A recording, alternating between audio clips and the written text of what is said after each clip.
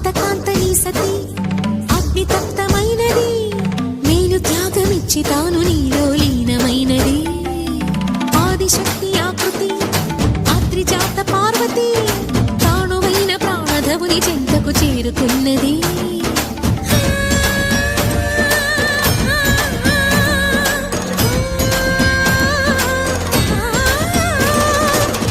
భువికి తరలించేలా ధరణి దివిని తలపించేలా